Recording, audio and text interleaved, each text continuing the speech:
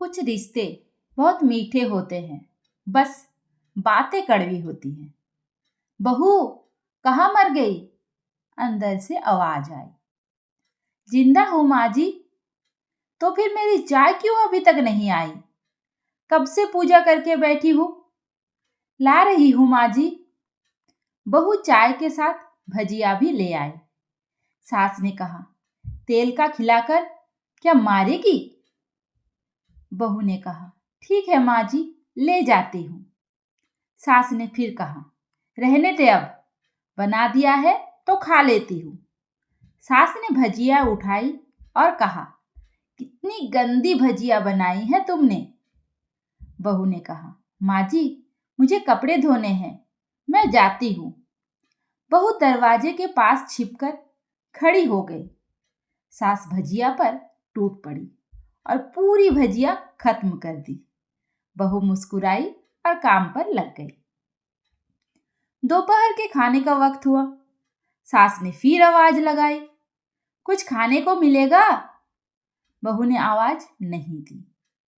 सास फिर से चिल्लाई, भूखे मारेगी क्या अपने सास को? बहू आई, सामने खिचड़ी रख दी। सास गुस्से से कहा, ये क्या है? मुझे इसे नहीं खाना, इसे ले जाओ अभी। बहू ने कहा, आपको डॉक्टर ने दिन में खिचड़ी खाने को कहा है, खाना तो पड़ेगा ही। सास मुंह बनाते हुए कहा, हाँ, तू मेरी माँ बन जा अब। बहू फिर मुस्कुराई और चली गई। आज इनके घर पूजा थी। बहू सुबह 4 बजे से उठ गई। पहले स्नान किया, फिर फूल लाई, फिर माला बनाई, फिर रसोई की साफ की, फिर पकवान और भोज बनाया। ऐसे करते करते सुबह के 10 बज गए। अब सास भी उठ चुकी थी। बहू अब पंडित जी के साथ भगवान के वस्त्र तैयार कर रही थी। आज ऑफिस की भी छुट्टी थी। उनके पति भी घर पर ही थे। पूजा शुरू हुई। सास चिल्लाती हुई, बहू, ये नहीं है, बहू, वो नहीं है। बहू दौड़ी दौड़ी आती और सब करती। अब दोपहर के 3 बज गए। आरती की तैयारी चल रही थी। पंडित जी ने सबको आरती के लिए बुलाया और सबके हाथों में थाली दी। पर जैसे ही बहू ने थाली पकड़ी, थाली हाथों से गिर पड़ी। शायद भोज बनाते हुए बहू के हाथों में तेल लगा था, जिसे वो पोंछना भूल गई थी। सारे लोग तरह तरह की बातें करने लगे। कैसी बहू है, कुछ नहीं आता, एक काम भी ठीक से नहीं कर सकती, न जाने कैसी बहू उठा लाए, एक आरती की थाली भी संभाल नहीं सकती। उसके पति भी गुस्सा हो गए, पर सास चुप रही, कुछ नहीं कहा, बस यही बोल के छोड़ दिया कि सीख रही है, सब सीख जाएगी धीरे धीरे। अब सबको खाना परोसा जाने लगा। बहू दौड़ दौड़ कर खाना देती, फिर पानी लाती। करीब 70 से 80 लोग हो गए थे। इधर 2 नौकर और बहू अकेली। फिर भी वह सारा काम बहुत ही अच्छे से तरीके से करती जा रही थी। अब उसकी सास और कुछ आस पड़ोस के लोग खाने पर बैठे। बहू ने खाना परोसना शुरू कर दिया। सबको खाना दे दिया गया। जैसे ही पहला निवाला, सास ने कहा, तुमने नमक ठीक नहीं डाला। क्या कोई भी काम ठीक से नहीं कर सकती? पता नहीं मेरे बाद ये घर कैसे संभलेगी।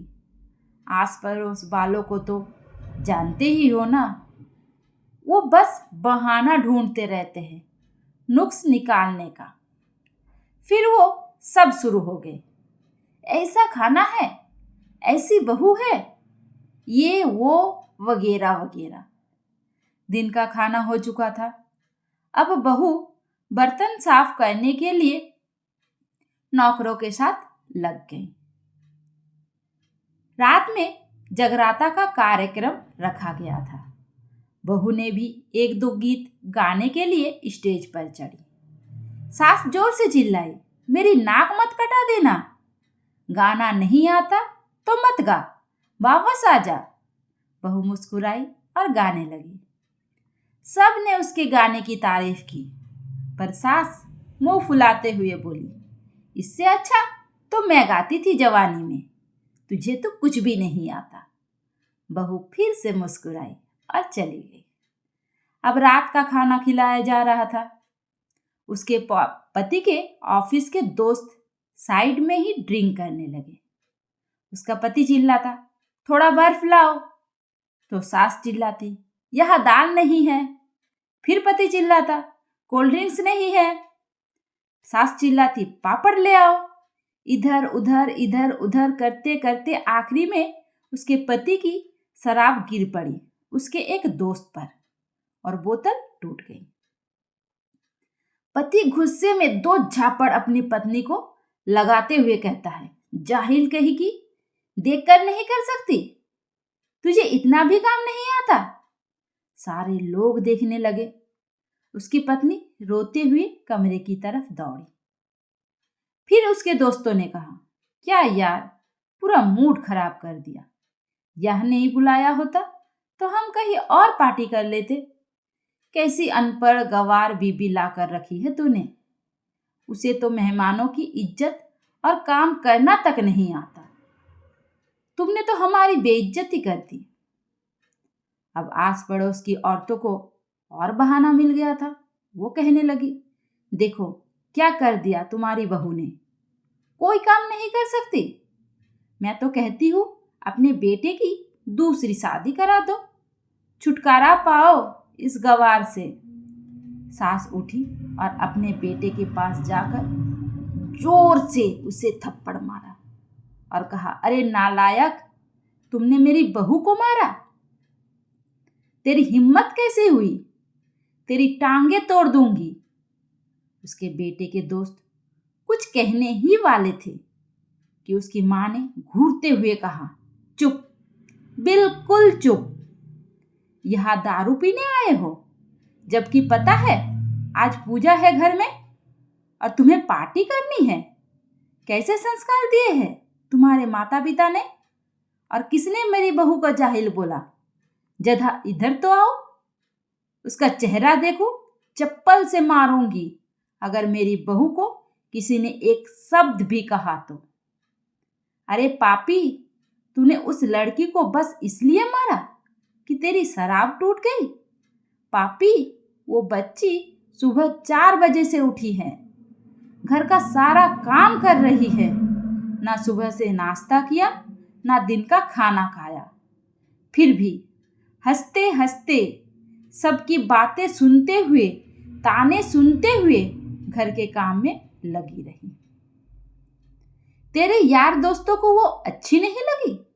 जूते से मारूंगी तेरे दोस्तों को जो कभी उन्होंने ऐसा कहा तो।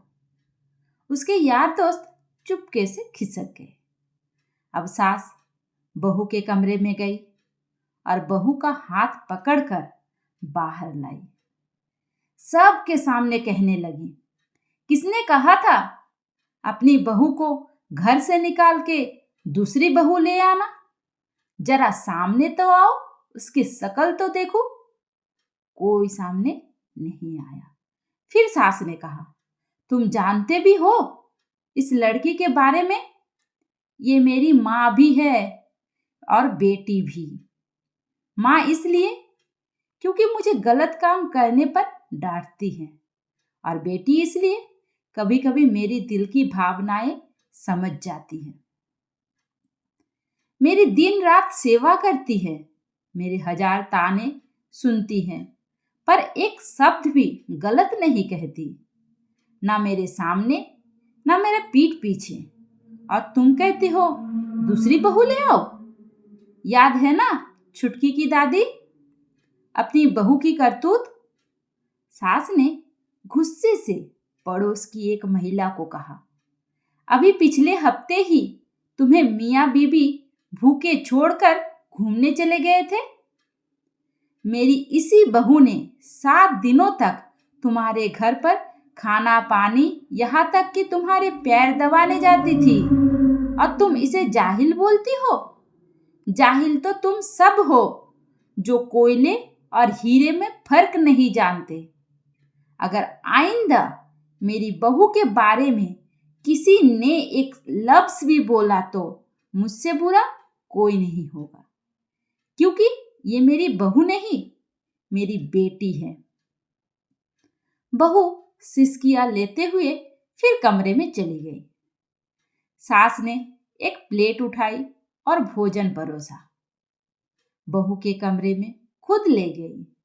सास को भोजन लाते देखा तो बहू ने कहा, अरे माँ जी, आप क्या कर रही हो? मैं खुद ले लेती। सास ने प्यार से ताना मारते हुए कहा, डर मत, इसमें जहर नहीं है, मार नहीं डालूंगी तुझे।